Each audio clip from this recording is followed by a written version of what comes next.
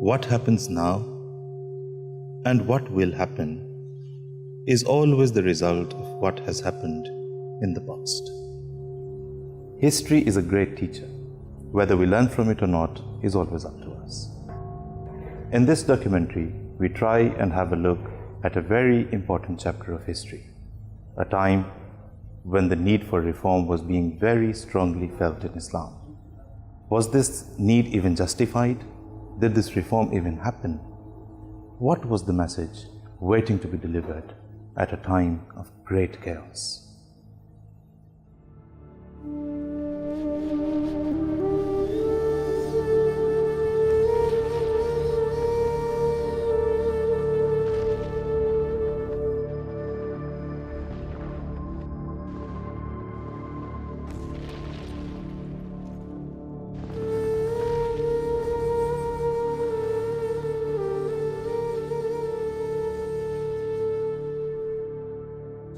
Muslims lost power essentially at the beginning of the 19th century.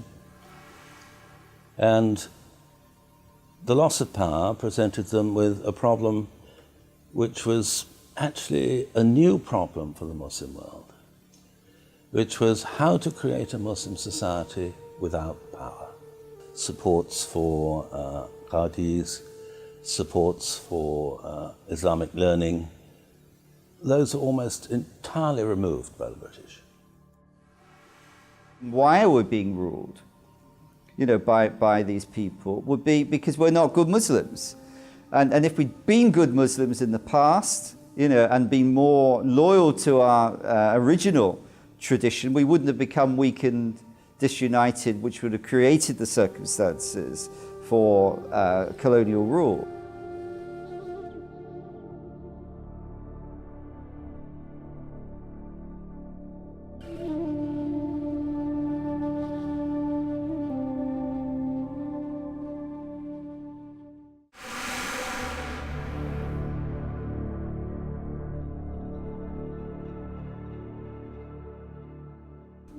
The Mughal Empire, divided and weakened by internal conflicts, differences based on faith, disparities so great the Muslims could not remain united.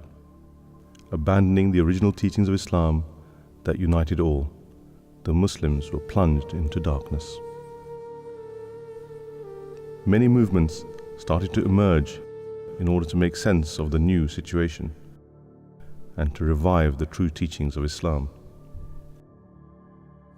The religious elites had a particular response, which was to engage in educational innovation and development, because they believed that education was the key for the Muslim community to survive without political power. As soon as British took over, the Muslims found themselves backward as such to participate in the British administration. It was evident that something needed to be done. Something that could strengthen the Muslims. Something that would at least make them meaningful and worthwhile to the new system. Educational institutes started to be established. The first institution was set up, which is Mohammedan Anglo-Oriental College in Aligarh. In that one, it was all secular education, which was needed by the British. Sayyid Ahmad Khan was concerned to try and create systems which would enable his class, which he regarded both as Hindu and Muslim, not just Muslim, to perform the same roles under the British that they had performed under the Mughals. Sayyid Ahmad Khan develops an approach to this situation, trying to show the British that the Muslims are loyal, they're not solely responsible for 1857, and trying to show Muslims, if they take to education, they can make a position for themselves. The approach of Sir Sayyid Ahmad Khan to provide secular education was one positive step to elevate the social status of the population.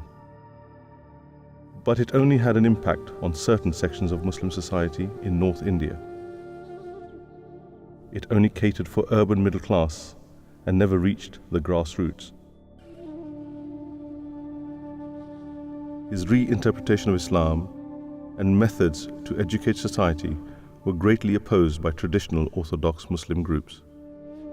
Theologians of another mainstream movement came up with an alternative. The Deobandis are a religious group that see education as the key for Muslims to survive in colonial India, but an education which does not make concessions to Western knowledge or through the medium of English. And they were only teaching the religious education. They were not teaching anything else. They were convinced that the salvation of the Muslims is only in knowing their religion, nothing else. That was unfortunate. What they were doing, they were trying to present an understanding of Islam which fitted with the circumstances of colonial rule, which would make some compromises with the colonial rule, but on the whole, would not be accepting Western scientific knowledge or Western philosophy. There was great confusion amongst the Muslims in deciding which path they should take. Their decision would be crucial in deciding the means of their salvation and would enable them to successfully deal with the challenges of the time. Religion is a very important part of a human being, and more so for the Muslims. But although Islam tells us everything that we require in our life, and as we know that the Holy Quran tells us everything that is needed, but we cannot make it something totally unbalanced, like having too much religious education or secular education and no religious education. The Quran teaches the Muslims the best moral values and how to distinguish between right and wrong. The Prophet of Islam, peace and blessings of God be upon him, showed through his example how to lead a successful life as an individual and as a community. But the true message of Islam had been lost through generations.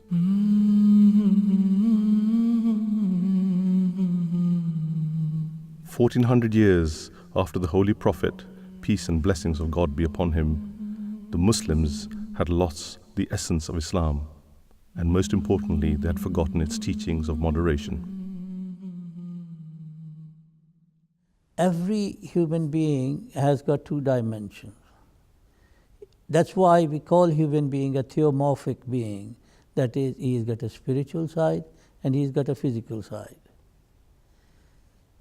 You cannot ignore one at the cost of another. You must develop the physical side, but you must develop the spiritual side if you want to keep the balance in the world. It was a time of great uncertainty for Muslims who were unsure of how to revive Islam and bring back its golden age. Not only were the Muslims left behind in material development, they also wrongly understood the teachings of Islam and left Islam open to ridicule and attack by other faiths.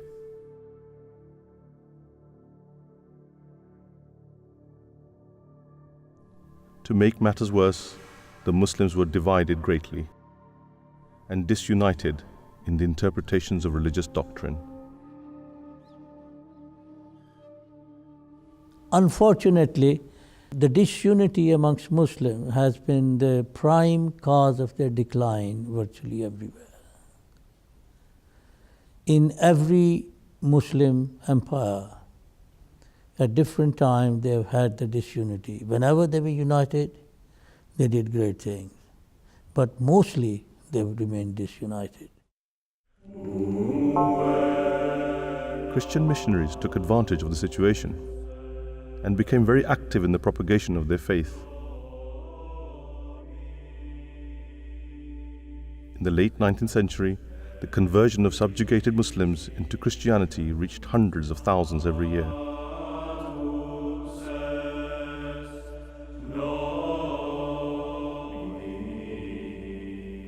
On another front, the Arya Samajists were doing their utmost to convert Muslims to Hinduism. The response to all this from the Muslim leadership was to do next to nothing.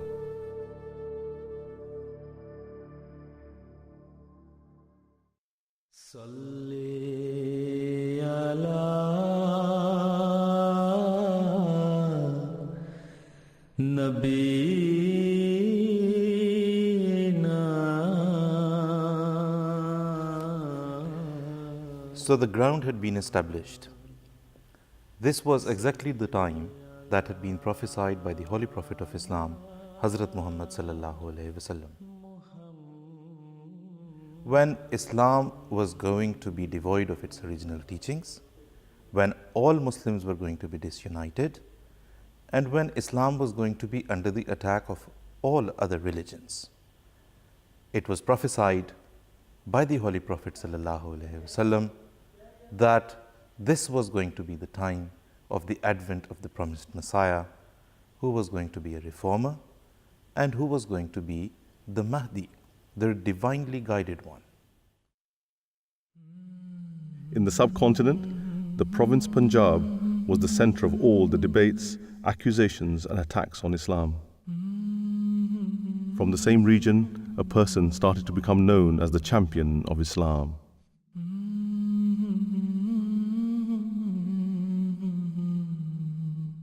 A famous German researcher and Christian missionary, Julius Richter, records, Ghulam is a remarkable man.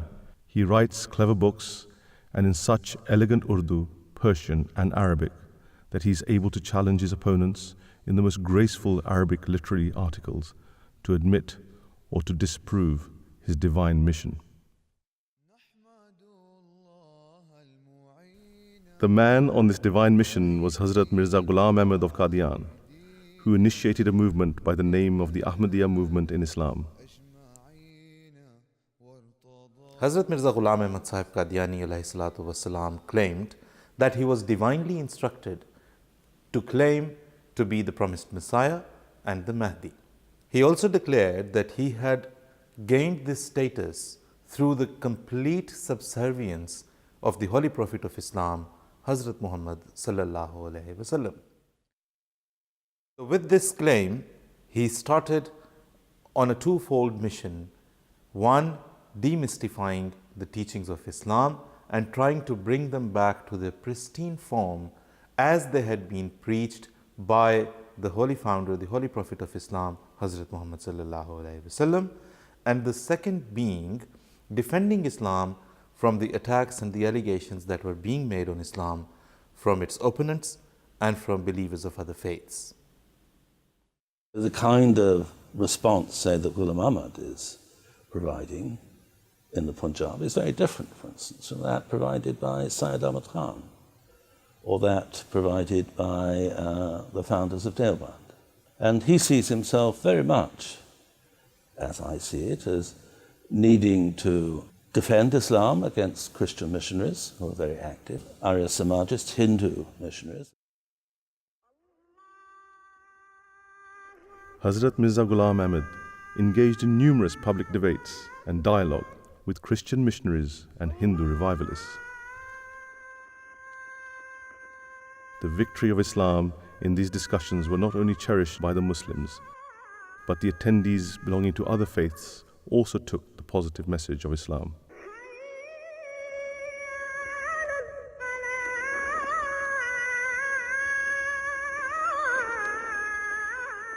To promote the progress of Muslims in a peaceful state, he instructed the people to abide by the rule of the land. He encouraged Muslims to take to education. A balanced secular and religious education, an advancement in spiritual and moral values was his motive, and he taught that this could only be achieved by building up a living connection with God. He believed in jihad of the pen for the supremacy of Islam and authored many books. Through his magnificent writings, he was not only defending Islam from the attacks that were being made by people of other faiths and the opponents of Islam, but he was also trying to bring to light the actual true message of the holy founder of Islam, Hazrat Muhammad sallallahu alaihi wasallam. Hazrat Mirza Ghulam Ahmad Sahib Qadiani alayhi salatu wasalam declared that he was divinely instructed to proclaim the status of prophethood, the status of a subordinate prophet, a prophet from within the ummah of the holy prophet of Islam, Hazrat Muhammad sallallahu alaihi wasallam. He also declared that he had been told by Allah the Almighty that the promised Messiah, whose advent was promised, was going to be a spiritual leader and not a military leader, as believed by many of the Muslims as well.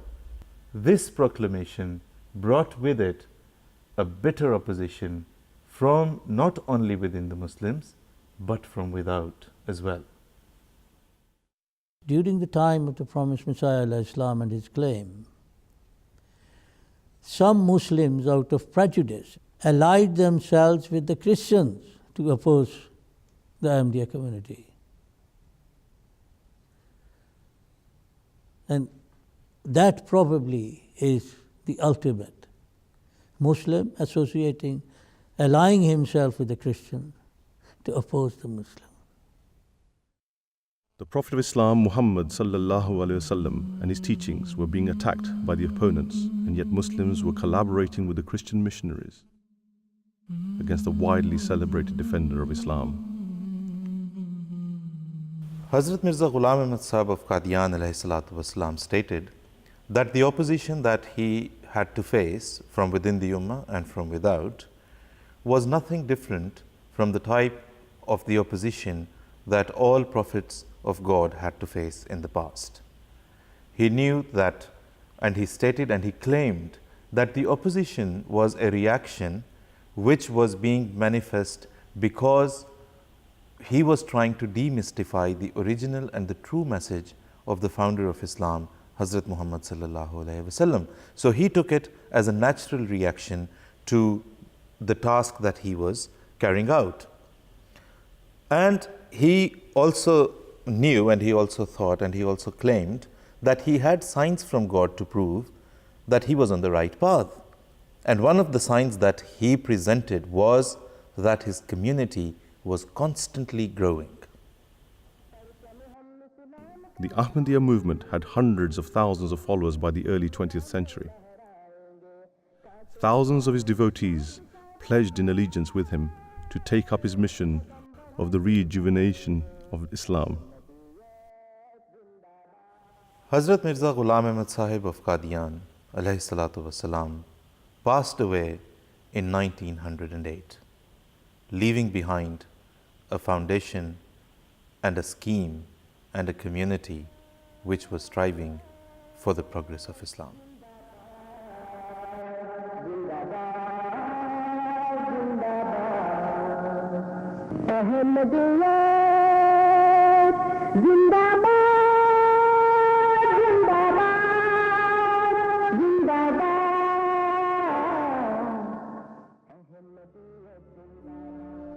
In later years, the state of affairs took a drastic turn, and the British Raj ended in 1947.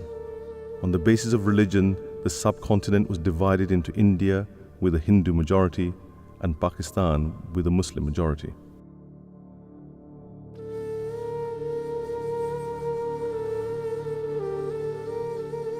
The Ahmadi movement is at the forefront of the defense of Islam, and that is an aspect which is sometimes not remembered today because of the sectarianism now within the Islamic community in Pakistan. But that is the reality of the circumstance.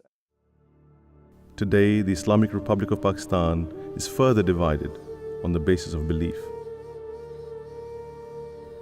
The divisions within Muslims, the splits where the leaders of one sect are issuing edicts on the followers of another sect. The message of Islam still needs to be delivered to those in the world who are unaware of its true teachings.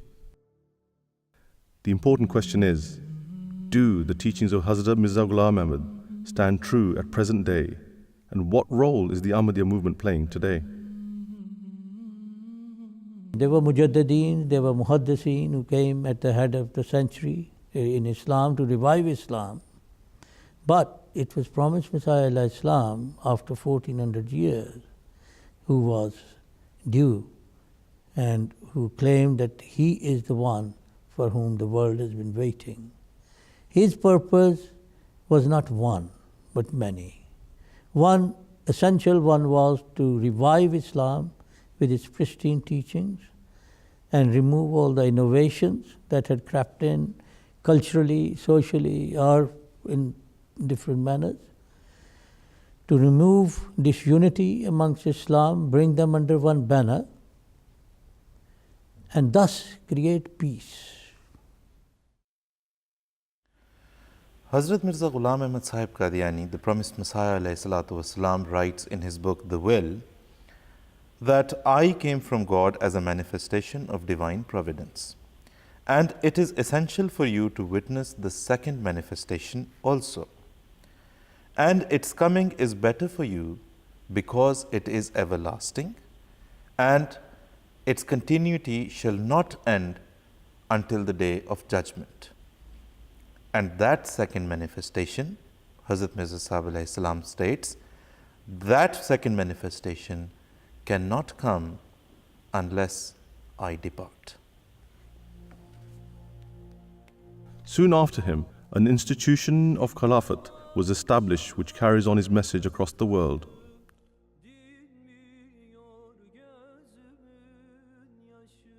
A Khilafat that unites the people of all religions, sects and background on one hand to submit to the one creator of us all.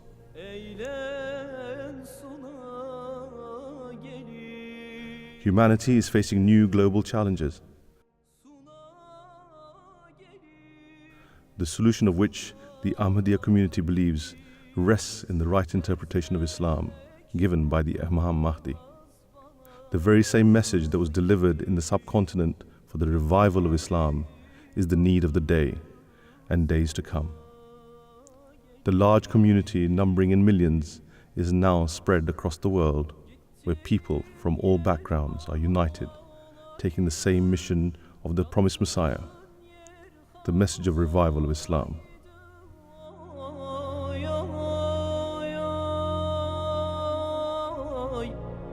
Gün dolandı dağı taşı, dinmiyor gözümün yaşı. Gün dolandı